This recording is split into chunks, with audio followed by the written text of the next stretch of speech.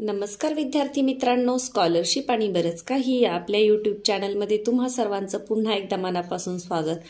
आज आपण इयत्ता तिसरीसाठी बुद्धिमत्तेचा एक पुढील अतिशय महत्त्वाचा असा भाग पाहणार आहोत, तो म्हणजे चुकीचे पद ओळखणे।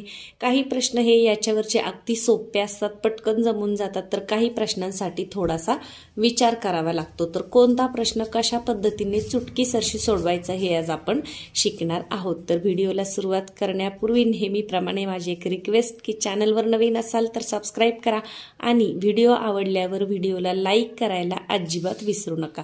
चला तर मग आजच्या व्हिडिओला सुरुवात करूयात। तर पहा, बुद्धिमत्तेचा हा जो घटक आहे चुकीचे पद ओळखणे, तर हा सुरू करण्यापूर्वी मी एक सांगेल, मी नेहमीच तुम्हाला सांगत असते की गणित आणि बुद्धिमत्तेसाठी जसं आपण मराठी आणि इंग्रजीला शब्दसंपत्ती पाठ करतो, तसं गणित आणि बुद्धिमत्तेमध्ये तुमचे पाढे पाठ असणं महत्त्वाचं आहे। त्याच्यानंतर तुम्हाला वर्गसंख्या, घनसंख्या, मूळ संख्या सुद्धा पाठ असल्या पाहिजे। त्रिकोणी संख्या इयत्ता तिसरीला नाही आहेत, परंतु पाचवीच्या मुलांना त्रिकोणी संख्या पाठ असायला हव्या। त्याच्यानंतर अतिशय महत्त्वाचं म्हणजे विभाज्यतेच्या कसोट्या तुमच्या पाठ असायला हव्यात। तर 2ची कसोटी, 3ची कसोटी, 5ची कसोटी, इयत्ता तिसरीला 3ची आणि 5ची कसोटी बऱ्याच वेळा विचारली जाते। तर 3ची कसोटी काय आहे? एखाद्या संख्येतील अंकांच्या बेरजेला जर 3ने भाग जात असेल किंवा 3च्या पाढ्यातील त्या जर संख्या असतील अंकांची बेरीज, तर त्या संख्येला 3ने भाग जातो। 2ची कसोटी काय? एकक स्थानी समसंख्या असल्यावर 2ने भाग जातो। आणि 5ची कसोटी काय आहे की एकक स्थानी 0 किंवा 5 असेल तर त्या संख्येला 5ने भाग जातो। म्हणजे तुमच्या मूळ संख्या, वर्गसंख्या, यानंतर घनसंख्या 10 पर्यंतच्या सुद्धा पाठ पाहिजे आणि त्याच्याच बरोबर तुमच्या विभाज्यतेच्या कसोट्या या पाठ असल्या पाहिजेत। त्याच्यामुळे काय होतं, या प्रकारचे प्रश्न सोडवताना तुम्हाला तिथे अजिबातही वेळ जात नाही आणि आपलं उत्तर अगदी बरोबर येतं। चला तर मग सुरुवात करूया। पहा, पहिल्या प्रश्नाला खालील प्रश्नात चुकीचे पद असणारा पर्याय ओळखा। आता पहा, गाय, गाढव, शेळी, हरिण, मेंढी। थोडंसं निरीक्षण केल्यावर आपल्याला काय कळतंय, गाय, गाढव, शेळी पाळीव प्राणी आहे, मेंढी पाळीव प्राणी आहे, हरिण मात्र पाळीव प्राणी नाही, हा जंगली प्राणी आहे। म्हणून आपलं उत्तर काय येणार आहे? चुकीचा पर्याय कोणता आहे? पर्याय क्रमांक 2 हरिण। काळा, पांढरा, शुभ्र, निळा, पिवळा। आता पहा, वाचल्यावर सगळंच वाटतंय रंगांची नाव आहे, पण शुभ्र हे रंगाचं नाव नाही। काळा, पांढरा, निळा आणि पिवळा ही रंगांची नाव आहेत। शुभ्र काय आहे?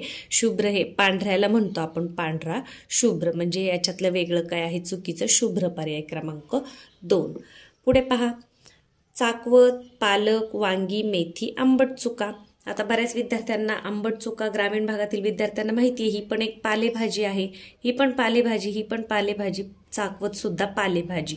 मग वांगी काय आहे? वांगी ही फळभाजी आहे, म्हणून याच्यामध्ये वेगळं काय येणार आहे? वांगी, पर्याय क्रमांक 4। बोरे, आंबा, चिक्कू, आवळा, जांभूळ।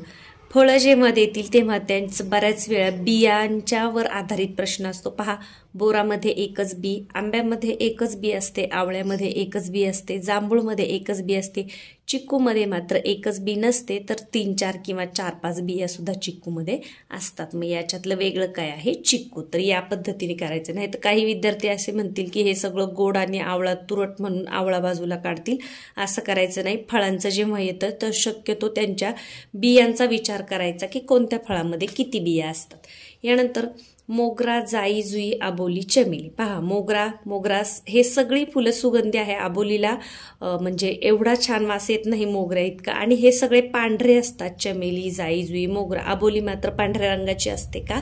नाही, म्हणजे याच्यातलं वेगळं कोणतं आहे? आबोली। आता पहा, हे तर झालं आपल्याला फळं, प्राणी, त्याच्यानंतर भाज्या, फुले याच्यावर आधारित। आता याच्यामध्ये अंक सुद्धा देत असतात, तर या अंकमालिकेमध्ये वेगळा अंक आपल्याला ओळखायचा आहे। पहा, 27, 49, 81, 9 आणि 36। आता वरवर पाहता आपल्याला काय दिसतं? हे फरक तर नाही। पहिल्यांदा बघायचं समविषम आहे का, तर समविषम असं काही नाही, ही समसंख्या आहे, बाकीच्या विषम आहेत, पण असं लगेच बघू नका।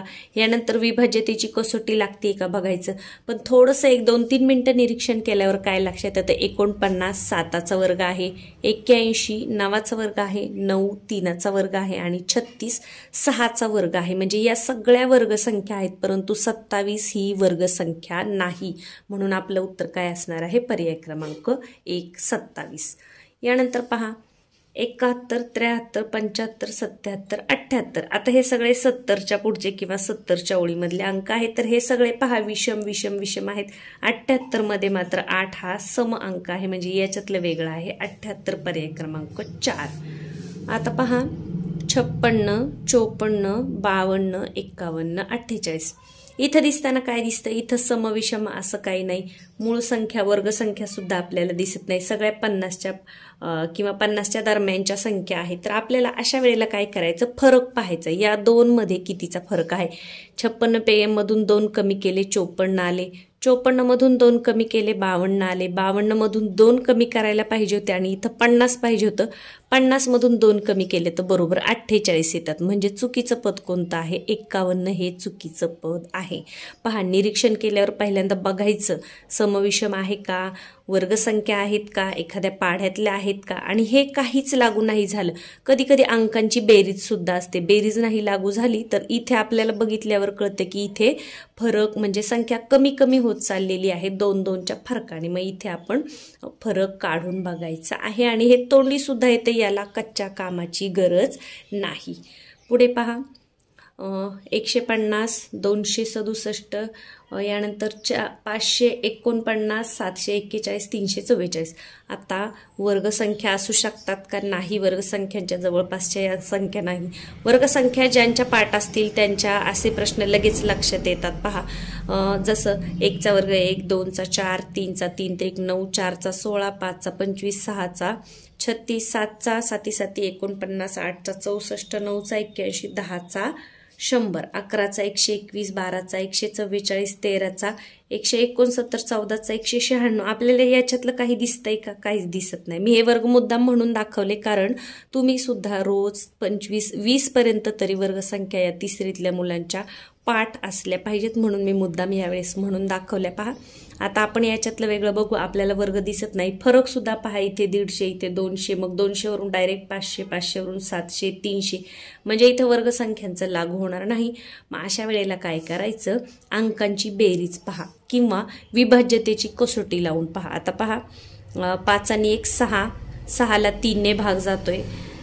6 आणि 7 13, 14, 15 याची बेरीज आली 15, 15ला 3 ने भाग जातोय. आता हे तोंडी नाही जमलं तर विद्यार्थ्यांनी असं करून पाहायचं आहे. पहा 5 आणि 1 6 यांची बेरीज 6 आली, 3 ने भाग जातोय. त्यानंतर 6 आणि 2 8, 7 आणि 7 14 आणि 1 15, याला पण 3 ने भाग जातोय. 5 आणि 4 9, 9 9 18, 18ला सुद्धा 3 ने भाग जातोय. मी सांगितलं होतं बऱ्याच वेळा इयत्ता तिसरीसाठी 3ची कसोटी विचारली जाते. 7 आणि 4 11, 11 आणि 1 12, याला सुद्धा 3 ने भाग जातोय. इथे पहा 4 आणि 4 8, 8 9 10 11, 11, इथे बेरीज आली अंकांची 11, याला 3 ने भाग जात नाही. म्हणजे याच्यातलं वेगळं काय आहे? 344. पर्याय क्रमांक किती आहे? तिसरा. पुढे पहा 3 5 7 9 11.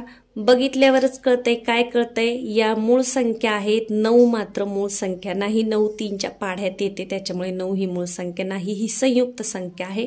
पर्याय क्रमांक 3 हे आहे आपलं उत्तर. पहा 1 ते 10 मधल्या मूळ संख्या 2 3 5 7. मूळ संख्या पाठ करणं अगदी सोपं आहे असं म्हणायचंय. तुम्ही ग्रुपने लिहून घ्या या पद्धतीने. पहा इथं मी लिहून दाखवते 2 3 5 7.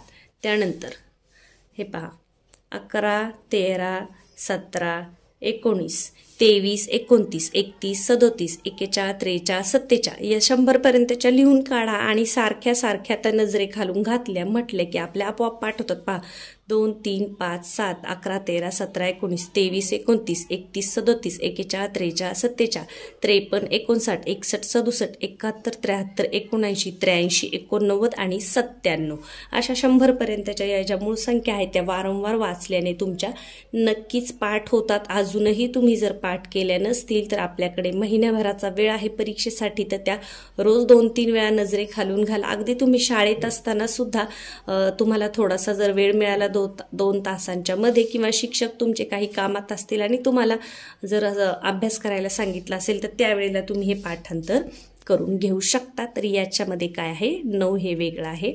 आता पहा 16, 32, 49, 64, 80.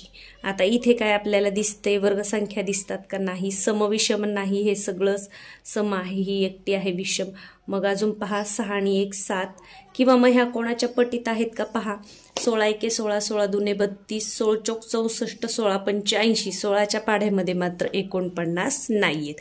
कसं लक्षात आलं पहा, 32 दिसलं, 16 दिसलं, 64 दिसलं, म्हणून लगेच समजलं की 16 2 32, 16 पंच 80 आणि 64 सुद्धा 16च्या पाढ्यामध्ये आहेत. म्हणजे 49 हे 16च्या पाढ्यामध्ये नाहीत, म्हणून याच्यातलं वेगळं काय आहे, 49 पाढे सुद्धा चेक करायचे, म्हणून तुमचे पाढे पाठ असणं महत्वाचं आहे. मग या प्रश्नांना काय होतं, आपल्याला कच्चं काम करायला लागत नाही आणि अगदी 2 ते 5 सेकंदामध्ये तुमचं उत्तर लगेच मिळून जातं. 10, 30, 45, 35, 49. पहा, निरीक्षण केल्यावर काय कळतंय, मूळ संख्या आहेत का नाही, वर्गसंख्या वाटतात का नाही, अंकांची बेरीज वाटतेय का, अजिबातच नाही. मग इथे कसोटी लागतेय का बघा, फरक सुद्धा वेगवेगळा दिसतोय. 10 इथे मध्ये 20 राहिलं, मग 45 35, फरक सुद्धा नाही. मग हे पहा, एकक स्थानी 0 0 5 5, एकक स्थानी 0 किंवा 5 असेल तर त्या संख्येला 5 ने भाग जातो. 5ची विभाज्यतेची कसोटी आहे. इथे मात्र एकक स्थानी किती आहे, 9 आहे, म्हणजे 49ला 5 ने भाग जाणार नाही. मग याच्यातलं वेगळं काय आहे, 49. याच्यातलं वेगळं कोणतं आहे मग 49, कारण 9ला 5 ने भाग जाणार नाही. आज रस्त्यावरच्या गाड्यांचा थोडासा आवाज तुम्हाला व्हिडिओमध्ये येऊ शकतो. पुढे पहा, 2 4 8 14 5. आता इथे काय बघता येईल पहा बरं. पहा, बघितल्यावर आपल्याला कळतंय सम आहे, सम आहे, सम आहे, सम आहे. इथे मात्र 5 आले. 5 काय आहे, विषम संख्या आहे, म्हणून पर्याय क्रमांक 4 हे आहे तुमचं उत्तर. पुढे पहा, 29 31 37 40 43. आता इथे फरक काय वाटतो का पहा, 29 नंतर 30 31, 2 ने वाढवले. 31 नंतर 32 33 34 35 36 37, 6 ने वाढवले. 37 38 39 40, 3 ने वाढवले. आणि नंतर आता पहा, फरक शोधल्यावर फरक सुद्धा काही इथे फरकाचं काही गणित लागत नाही, पण इथे मूळ संख्यांचं गणित लागतं. पहा, 31 37 43 या मूळ संख्या आहेत. 29 ही सुद्धा मूळ संख्या आहे. 40 ही मात्र मूळ संख्या नाही. पहा, 20च्या पुढच्या मूळ संख्या काय आहेत, 23 29 31 37 41 43 47 या आहेत. म्हणजे पहा, 43 मूळ संख्या, 37 मूळ संख्या, 31 29 मूळ संख्या, 40 मात्र मूळ संख्या नाही, संयुक्त संख्या आहे. संयुक्त संख्या म्हणजे ते दुसऱ्या सुद्धा पाड्यात येतात त्या, आणि मूळ संख्या म्हणजे ज्यांना फक्त 1 आणि त्याच संख्येने भाग जातो यांना म्हणायचं मूळ संख्या. पुढे पहा, 61 31 11 91 41. इथे सुद्धा पहा, तुम्हाला दिसेल 61 मूळ संख्या आहे, 31 मूळ आहे, 11 मूळ आहे, 41 मूळ संख्या आहे, 91 मात्र मूळ संख्या नाही. ही 13च्या पाढ्यात येते. 13 7 91, म्हणून मूळ संख्या तुमच्या पाठ असणं खूप महत्वाचं आहे. याच्यातलं वेगळं काय आहे, 91. पर्याय क्रमांक 3 हे आहे तुमचं उत्तर. तर या पद्धतीने चुकीचे पद ओळखणे अतिशय सोपा घटक आहे. फक्त त्यासाठी तुमचे पाढे पाठ असायला हवेत, तुमच्या मूळ संख्या, तुमच्या वर्गसंख्या, घनसंख्या पाठ असायला हव्यात, आणि विभाज्यतेच्या कसोट्या पाठ असायला हव्यात. काहीच बसत नसेल तर त्या एखाद्या पाढ्यातल्या संख्या आहेत का बघा, किंवा मग त्याच्यामधली फरक सारखा आहे का हे बघा. समविषम तर सोपंच आहे, ते तुम्हाला सहज जमतं विद्यार्थ्यांना. चला तर मग आजच्या व्हिडिओ पाहून पुन्हा एकदा तुम्ही या प्रकारची जी संख्या मालिका आहे ती स्वतः सोडवा. प्रत्येक गणित तुम्ही स्वतः सोडून पहा, म्हणजे परीक्षेमध्ये तुमची अजिबातही चूक होणार नाही. व्हिडिओला लाईक करायला विसरले असेल तर लाईक करून घ्या. चॅनलवर नवीन असाल तर सबस्क्राईब करा. पुन्हा एकदा भेटूया उद्याच्या व्हिडिओमध्ये.